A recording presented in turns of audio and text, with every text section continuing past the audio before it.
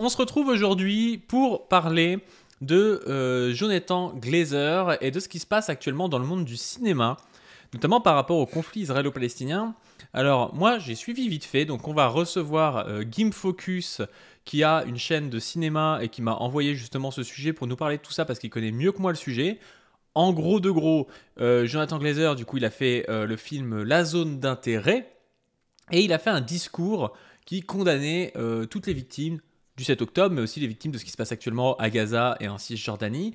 Et il s'est pris un retour du bâton de plein de personnalités du cinéma qui lui ont tapé dessus.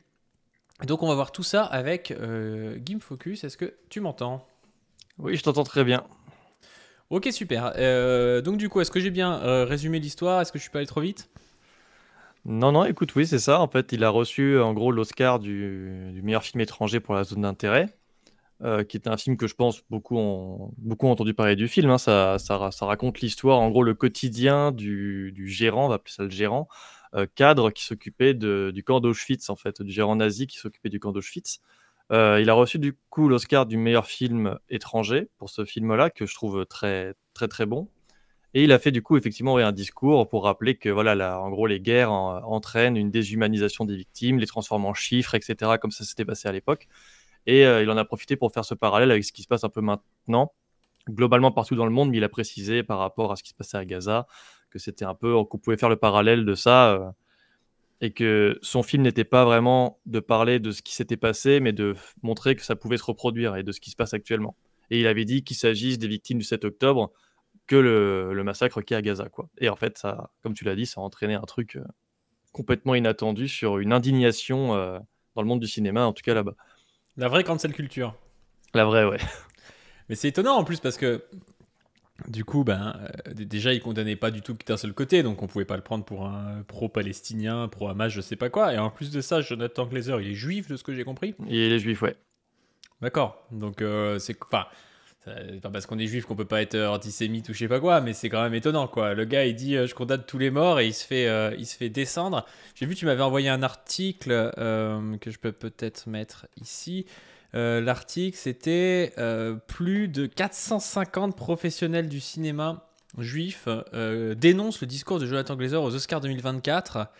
Nous refusons que notre judéité soit détournée euh, dans le but d'établir une équivalence morale entre un régime nazi qui a cherché à exterminer une race de personnes et une nation israélienne qui cherche à éviter sa propre extermination. Pourquoi est-ce qu'ils ont dit ça? C'est parce qu'il a utilisé le mot... Ah oui, parce qu'il a utilisé le mot occupation. Les mecs disent que ça fait un parallèle avec les nazis, Ouais, c'est c'est ça?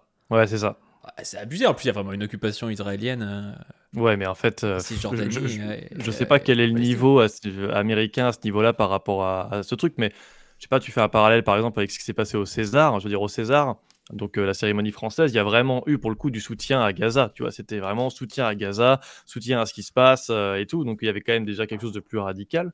Bon, j'ai pas eu l'impression qu'il y a eu une énorme shitstorm sur les comédiens ou les acteurs qui étaient récompensés par ça. Là, on a un mec qui vient juste dire, bon, en gros, la guerre, c'est de la merde. Il y a une occupation qui tue plein de gens, y compris même ceux qui vivent dans ce pays occupant, hein, qui sont un peu du coup les victimes collatérales.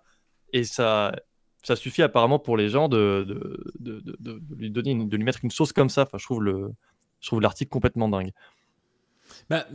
Surtout que.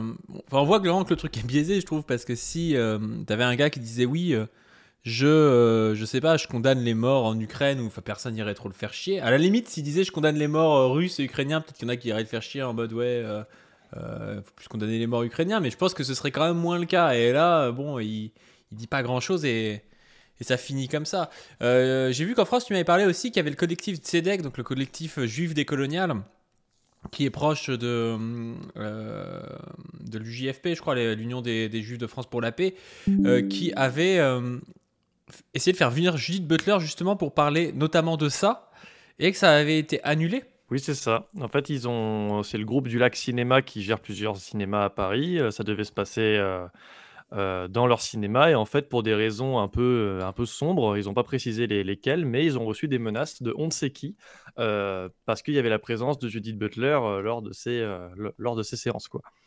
Ah oui, donc ah oui, c'était des menaces parce que la fois d'avant, je crois que c'était la mairie, c'était Hidalgo qui avait fait annuler la venue de Judith Butler en France, et là, c'est des menaces. Bah, je crois que dans l'article, ils précisent pas qui est à l'origine de ça, mais en fait, les groupes du lac avaient reçu des menaces pour dire on veut pas de Butler, enfin, on veut pas qu'il y ait ça, quoi, on veut pas qu'il y ait de discussion autour de la Palestine, donc vous avez intérêt à annuler, quoi, en gros. Ouais. Alors, je sais pas si c'est une institution ou si c'est des gens random, ça, je sais pas si c'est précis dans l'article, mais voilà, quoi, il y a des menaces. Ouais.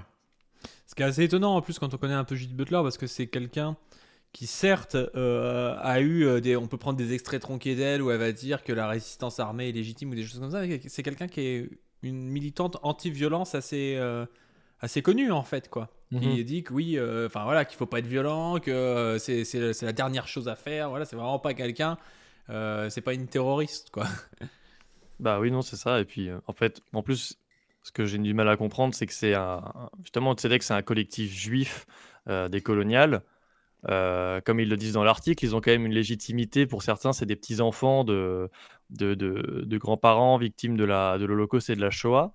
Donc, voilà, ils ont l'impression quand même d'être assez légitimes de parler de tout ça, de parler du film qui en parle et de parler avec Butler de ce qui se passe actuellement là-dessus.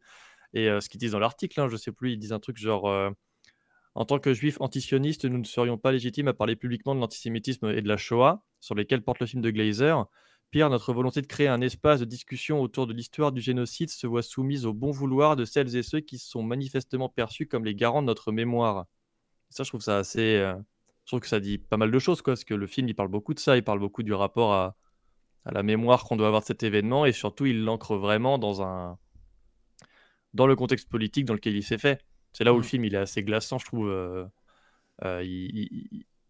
Vu qu'il s'occupe du côté un peu du côté nazi de ce qu'étaient les camps de concentration et la manière de les gérer, ça l'ancrait tellement dans le contexte politique qui permettait, qui normalisait en fait ce qui était en train de se dérouler, que ça en fait un film qui est très très très glaçant et très qu'on peut mettre comment dire en parallèle avec notre époque, quoi. C'est ça qui est très flippant. J'ai pas vu le film, donc je sais pas exactement de quoi, comment c'est traité, quoi, comme événement, mais on en avait parlé un peu sur la chaîne à un moment donné avec Position Revue et puis avec Néo Brecht et puis avec quelqu'un d'autre, je crois, de la Seconde Guerre mondiale, et notamment du rapport à la... Comment est-ce que les Allemands ont fini par adhérer massivement au projet nazi? Comment notamment une partie du prolétariat allemand a adhéré à tout ça. Et bah, c'est vrai que c'est toujours intéressant à questionner, c'est-à-dire non pas du point de vue de la victime, parce que c'est un peu facile, on va dire, de faire un film où on fait pleurer du point de vue de la victime, c'est intéressant, mais c'est aussi de voir du point de vue du point de vue des nazis, pourquoi est-ce que ça s'est passé comme ça, comment ça se fait que tout le monde a trouvé ça entre guillemets normal qu'il se passe ça, et c'est vrai que c'est un rapport avec ce qui se passe aujourd'hui, quand on voit tout ce qui se passe en Palestine, en Israël, et qu'on voit qu'il y a une adhésion assez massive en fait de bon nombre de personnes au fait qu'on soit en train de faire une épuration ethnique. Il y a tout un aspect à la fois de propagande, un aspect de, tu sais, de toujours un peu mythifier le truc autour du 7 octobre, comme si tout avait commencé, tout était de la faute de toute façon du Hamas, qui sont en gros les Palestiniens. C'est assez intéressant de voir tout ça, et c'est pour ça qu'inviter Judith Butler pour parler de ça, surtout en tant que juif, surtout en tant que parfois petits-enfants de déportés et tout, ça avait de l'intérêt, quoi. Oui, complètement, complètement. Et en fait, ce parallèle que tu fais par rapport au fait de se mettre à la place de la victime, il est intéressant parce que dans l'article là sur les professionnels juifs qui dénoncent Glazer, tu as un réalisateur hongrois qui s'appelle Laszlo Nemes, qui a fait un film il y a 7-8 ans qui s'appelle Le Fils de Saul. Je sais pas si tu l'as vu. Non. Et c'est un film où en gros tu as un plan séquence, donc c'est un seul plan en gros d'1h40 qui se passe dans un camp de concentration, dans un camp d'extermination. Je crois que c'est à Auschwitz aussi. Où du coup on suit vraiment l'horreur de ce qui se passait, mais à l'intérieur du camp. Mm.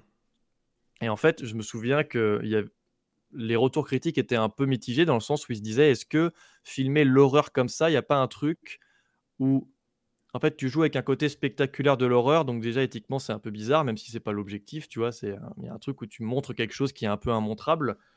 Et est-ce que le fait de rester dans cet aspect-là, ça dépolitise pas finalement en fait l'horreur du truc parce que ça ne l'inscrit pas dans un contexte justement politique. On s'attarde que du côté humainement horrible que c'était, tu vois. Et je Oui. trouve ça intéressant parce que ce réalisateur Laszlo Nemes, bah, en fait, il dit que Glazer a un discours qui permet de comment dire, comment il a dit dans l'article qui participe à vouloir faire en sorte d'éradiquer tous les juifs de la planète. Genre, il est parti dans un truc comme ça complètement délirant. Attends, je vais Ah essayer de oui, parce que retrouver. les mecs ont cru que Jonathan Glazer, il adhérait au projet nazi parce qu'il essayait de montrer le projet nazi du point de vue des nazis, c'est ça? C'est ça, voilà. Le réalisateur de Fils de Saul, qui avait été récompensé du même Oscar que Glazer, a quant à lui reproché au cinéaste britannique d'avoir utilisé des arguments diffusés par la propagande destinés à éradiquer toute présence juive sur Terre. Non mais attends. Ah oui, je l'ai, c'est là, c'est complètement délirant comme propos, quoi. C'est complètement délirant. En vrai, Et c'est vraiment. gravissime. Attends, on commence à dire que t'es pour. Enfin, pas que t'es pour, mais que tu utilises des arguments diffusés par la propagande destinée à éradiquer toute présence juive sur Terre. C'est la folie, hein. C'est Et le gars, du complètement coup, il délirant. est. Tu penses que ça va avoir une grosse incidence sur sa carrière ou pas? Bah, il risque, je pense que ça va être difficile pour lui de refaire un film, je pense tout de suite. Après, c'est de base, Glazer, je crois qu'il a sorti que 4 films en 20 ans, donc tu vois, c'est pas non plus un réalisateur qui est très productif. Après, je trouve que les 4 films qu'il a fait sont très bien. Mais à mon avis, ça risque d'avoir un impact, en tout cas, aux États-Unis. Après, je crois qu'il a fait aucun film qui avait un budget américain, donc ça va peut-être pas spécialement jouer. Mais je trouve que ça en dit long, quoi. Enfin, tu vois, Laszlo Nemes aussi, je crois qu'il est je crois qu'il est juif et qu'il a aussi un devoir de mémoire, je pense, lui, sur ce qui s'est passé dans la Seconde Guerre mondiale. Il a fait un film dessus aussi, genre juste, les deux ont pris deux contrastes esthétiques très différents.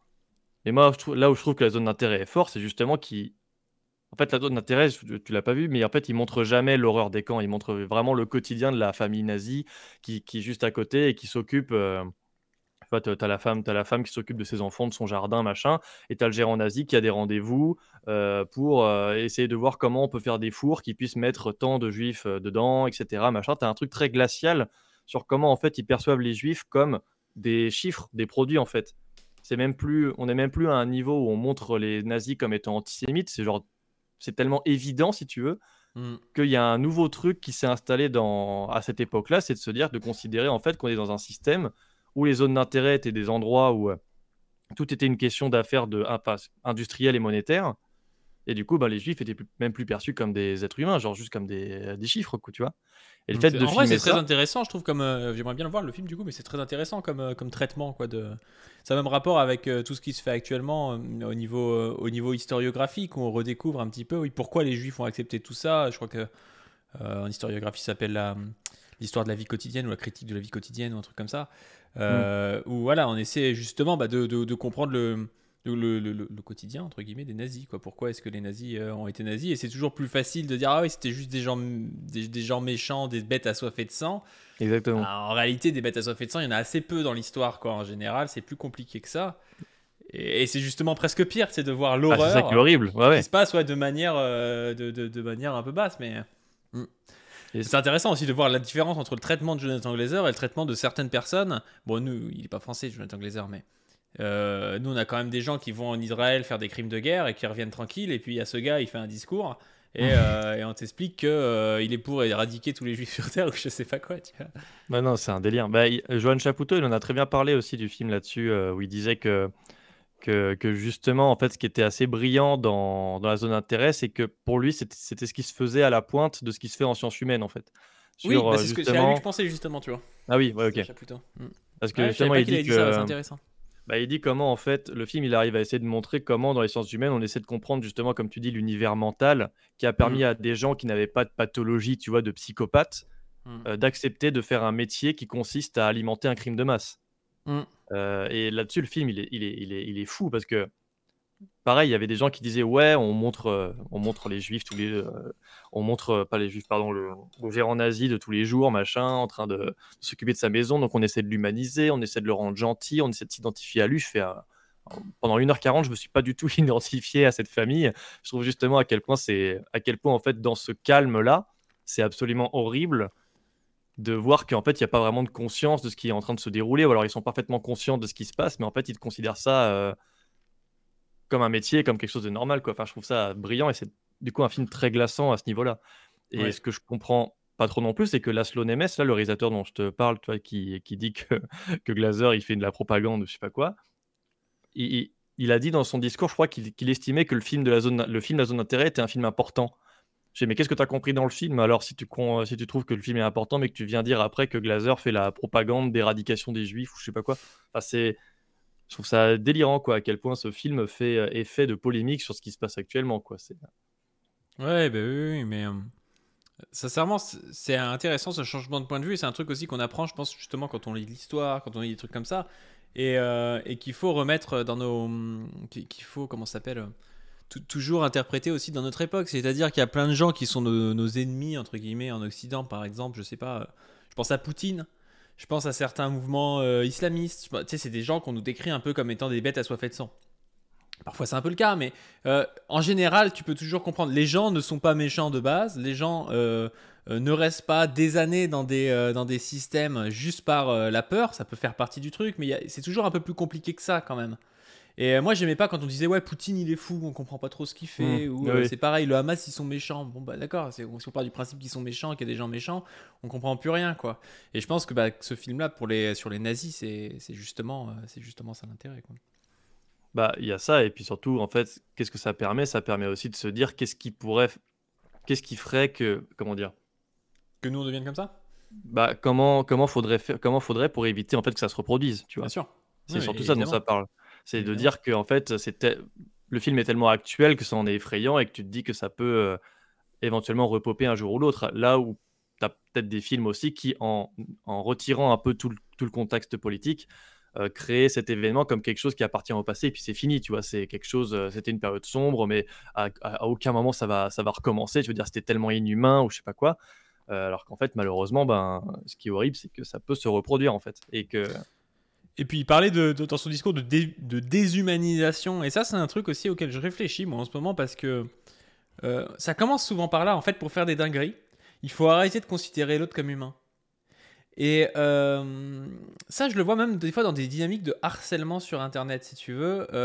À partir du moment où moi, des fois, je vais être traité d'islamiste par un gars, tu vois. À partir du moment où je suis un islamiste, c'est bon, on peut m'envoyer des menaces de mort, tu vois. Mais je l'ai vraiment vu, j'ai vu des Mmh. gars de dire ouais, faut arrêter d'envoyer des menaces de mort à machin, et 5 messages après m'envoyer des menaces de mort à moi parce qu'ils me considèrent comme un soutien d'un islamiste, ils considèrent qu'un islamiste c'est un terroriste, et donc du coup c'est plus un humain, tu vois. Ouais, bien sûr. Et il faut faire très attention aux dynamiques de déshumanisation. Non pas qu'il y a vraiment, oui, des mecs qui sont des terroristes et qui sont peut-être des connards et tout, mais en réalité, c'est quand même assez rare. Et quand tu commences à penser que toute une population, que ce soit palestinienne, que ce soit population juive ou je sais pas quoi, sont en dehors de l'humanité, ben là, ça permet tout et n'importe quoi, quoi. Donc, au-delà même Complètement. du quotidien, de l'échange marchand, tout ça qui peut être intéressant à questionner, la dynamique vraiment de déshumanisation, je pense, est assez centrale. Oui, complètement, oui, oui, oui, c'est là que c'est intéressant aussi. Ce qui est intéressant aussi dans la manière de parler de l'événement, c'est que déjà, oui, ça fait un peu un film, ça fait presque aspect documentaire, tu vois, forcément, parce que c'est filmé de manière ultra, comment dire, posée, tu vois, très, vu qu'on filme le quotidien de quelqu'un, ça fait très documentaire. Et puis il y a aussi le sujet de l'immontrable un peu, tu vois, genre, je faisais le parallèle avec un autre film, bon, c'est pas du tout le même sujet, mais par exemple sur les violences conjugales ou sur le patriarcat, par exemple, Mm. heu, souvent il y a des films, on reproche parfois à des films de pas assez filmer comment dire? Une violence conjugale, mais genre en mode extrême, c'est-à-dire vraiment, tu sais, le gars qui va tabasser sa femme, elle pisse le sang, elle est un machin, Mm. et que parfois on dit: «Bah, il y a des films qui parlent de violence conjugale, mais qui montrent pas ça, donc du coup, c'est pas un film assez fort». Et en fait, il y a beaucoup de gens qui sont pas très d'accord avec ça, qui disent: «Bah, en fait, tu as pas besoin forcément de montrer un truc graphiquement pour que en fait, tout le contexte, politique, tout le système qui est mis en place, n'est pas discuté et n'est pas dénoncé». Mm. Et je pense que c'est un peu pareil aussi pour ce qui est de ce qui s'est passé, pendant la Seconde Guerre mondiale. C'est-à-dire Mm. qu'effectivement, il y a beaucoup de films qui ont tourné autour de l'horreur que devaient être les camps d'extermination et les camps de concentration. Mais en cherchant à ne pas montrer l'horreur du coup, mais en montrant l'horreur sous son aspect le plus «banal» entre guillemets que fait la zone d'intérêt, bah, là tu comprends un peu plus et tu arrives à expliquer, comment ça a pu se dérouler et c'est horrible, tu vois? C'est, Mm. Bah là, on digresse un peu, mais je suis assez d'accord avec toi au niveau par rapport aux violences faites aux femmes ou des choses comme ça. Et on le voit même dans un certain discours incel, tu vois, où tu vois que les mecs, ils représentent. Pour la femme, c'est des genres d'objets sexuels un peu bizarres et tout. Et en fait, il y a une dynamique de déshumanisation déjà comme ça. mmh, Pas au niveau des juifs pendant l'Holocauste, hein, qu'on soit d'accord, mais en fait, ça commence un peu comme ça. C'est genre, ouais, en gros, faut aller à la pêche pour essayer de choper des nanas qu'on considère comme étant des objets sexuels. Et puis, en fait, quand tu commences à penser comme ça, tu commences plus à penser une femme comme étant une altérité, comme étant un être humain avec qui tu peux avoir une relation, mais tu commences à le penser comme, presque comme étant une proie, tu vois. Il y a mmh. vraiment cette dynamique-là qui est, je pense, la source de la culture du viol, du patriarcat, de plein de choses, ou qui est la conséquence, j'en sais rien, tu vois. Mais Il y a des questions à creuser par rapport à ça. D'ailleurs, on en parlera sur la chaîne principale dans un nouveau format féministe avec une invitée surprise que vous découvrirez bientôt. Donc abonnez-vous à la chaîne principale Pas du Ring. Mais voilà, je pense que ces questions, elles sont encore à creuser. Je sais pas s'il y a des choses à rajouter par rapport à ça ou si on s'arrête là-dessus. Bah non, ouais, c'est juste que après, c'est juste que ce qui m'épate, c'est vraiment, à mon avis, comment ils doivent en parler là-bas aux États-Unis, quoi, pour que ça ait des proportions pareilles, tu vois. C'est surtout ça la question que je me pose. Bah, c'est m'étonne parce que moi j'avais l'impression aussi qu'en France on était quand même particulièrement pourri au niveau du conflit israélo-palestinien, mais peut-être qu'aux États-Unis c'est pire, mais j'avais pas l'impression, tu vois. Ouais, bah c'est vrai que là, je trouve que le résultat, la preuve est là, quoi. Parce que comme je te dis, au César, il y a eu des La preuve messages par de les soutien Oscars. à Gaza, etc.